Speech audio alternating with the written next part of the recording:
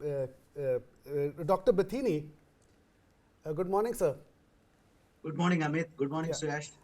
We were talking we are talking about oil. Now, my question to you is it a good time for investors to look towards upstream companies which are down right now, but should we expect them to go up so they can book profits on those companies? And is it a good time still to look at downstream companies which are already on a high over the last month? Yeah, it's a very interesting question, Amit. Okay, India, all the upstream companies are public sector undertakings by and large. Oil India and ONGC, these are the names. By and large, they are the public sector undertakings. And country like India at this point of time, okay, my favorites will be the downstream companies, the oil marketing companies, than the companies which are in the oil exploration activities concerned in India. So on a medium to short-term basis, probably one can look at downstream, but upstream companies, the exploration companies. Whereas on a longer-term basis, I would be more keen and interested because of their dividend yields and also the oil marketing companies, as given the kind of the bearishness what we can expect in the global crude oil prices. We can be with the downstream oil marketing companies because of the relative valuations are concerned. Suyash, many times we discussed on your show when the oil was trending at $100 per barrel. We kept on discussing the oil, even though there are worries, there are concerns rising in the Middle East.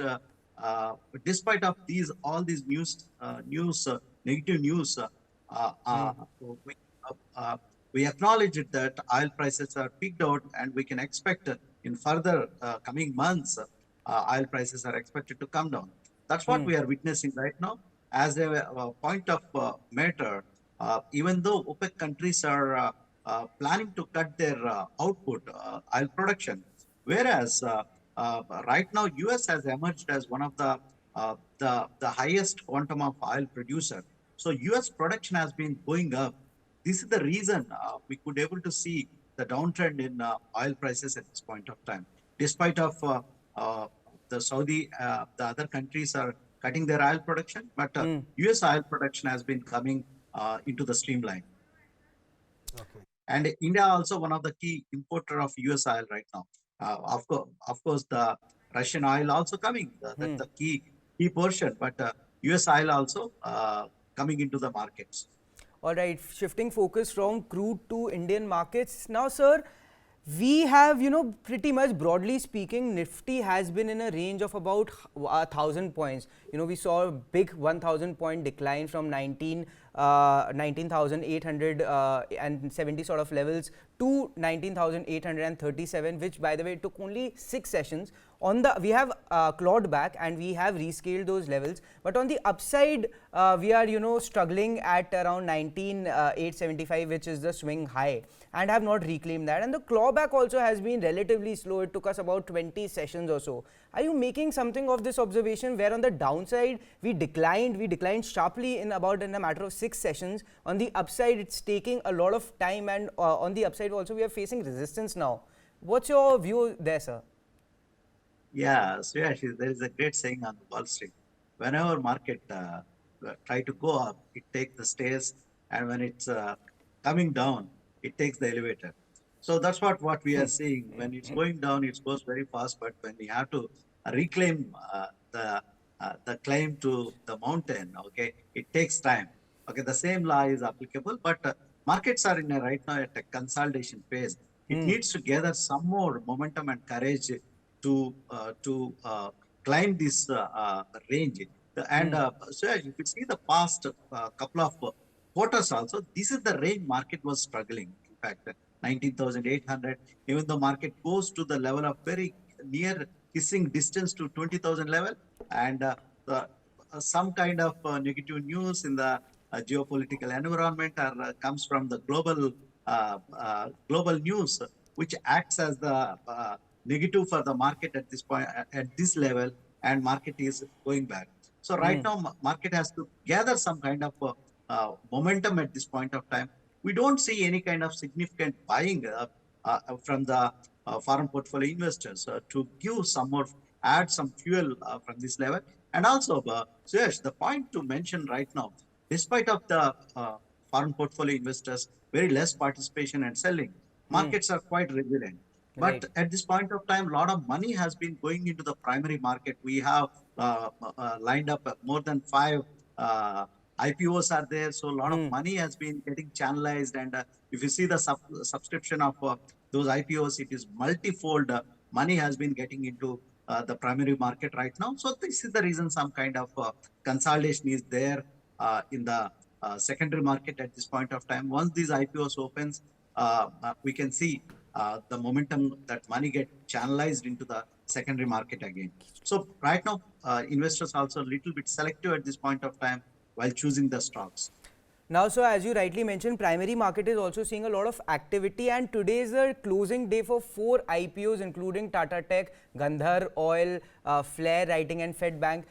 Between the 4, if one is to, perhaps subscribe to a primary issue, what would that be? Yeah, Tata Technologies always looks very attractive at this point of time because of the deep expertise they have in the automobile industry, and also they are venturing into segments like defense and aviation is a crucial things. And at a 500 rupees upper cap of the issue at 20,000 valuation, the 20,000 crores market cap, the stock looks very attractive, Suyash. But on a lighter note, Suyash, whenever there is a IPO comes, it's love before marriage. Okay, there is a lot of exuberance, a lot of euphoria will be there. But post the marriage, the earnings comes into the matter. Okay, what is the EPS valuations and the theme of the company? So always, whenever any IPO comes, it's the case of LIC or it's the case of any IPO, there is a kind of exuberance will be there before the IPO. Mr. Bathini, next week is quite an eventful week for 2 reasons. One, it is a shortened week because of Guru Nanak Jayanti. On Monday, markets are closed. And then it's an election week. So focus of everybody will be on election. My question to you is, will the focus of traders also be only towards the state elections that are happening, or there will be cues, they will be looking at cues from other markets, global cues also? Amit, all the factors will play a role, okay, at this point of time. But seems to be the state elections are by and large, it determines by and large the local matters and the local politics are restricted to the states. So it's going to have some kind of impact in the short term, but I don't think so. It's going to have a greater impact on the markets on a longer term basis. Market is looking forward for the general election, which is scheduled in 24.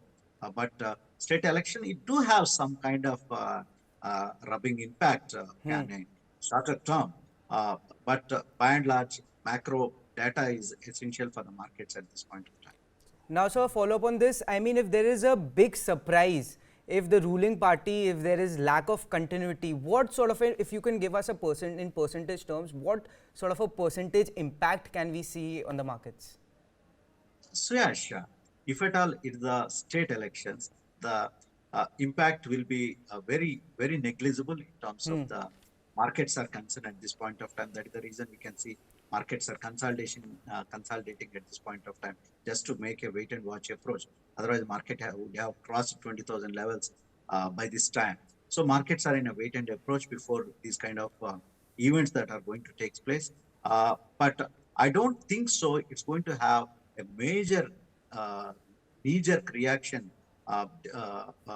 knee-jerk reaction on the market on a longer term basis. Might be a couple of days market can take give a pause, but I don't think so. It's going to impact on the current rally at this point of time, because it's not have any impact on the policy continuity at this point of time on the market. It's by and large the local politics that plays the role in terms of the state elections are concerned.